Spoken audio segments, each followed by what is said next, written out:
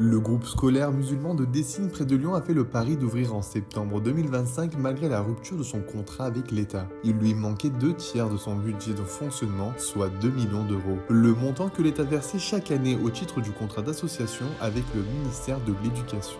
Avec ce gala de soutien organisé samedi, Al-Kindi espère lever une partie de l'argent qui manque pour couvrir l'année. S'agissant d'une procédure administrative, il n'y a pas vraiment de contradictoire.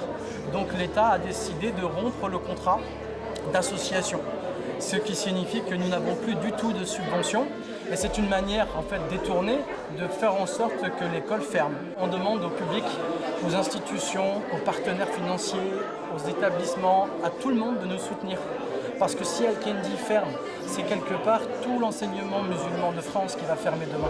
L'école a resserré son budget et coupé 800 000 euros de dépenses. Les frais de scolarité ont été augmentés de 20%. Les salariés ont accepté une baisse de salaire. Les parents continuent à soutenir Al-Kindi et espèrent que le recours déposé annule la décision de janvier 2025.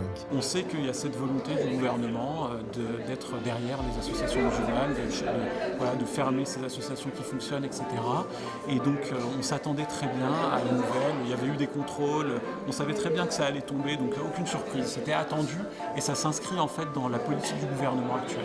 Le dossier d'instruction est vraiment vide et on sait qu'il y a d'autres établissements, sans les citer, des établissements catholiques où il y a beaucoup plus de choses à charge, où en fait les contrats ont été maintenus, donc on sait très bien qu'en fait, si le juge fait normalement son travail, normalement ça va fonctionner.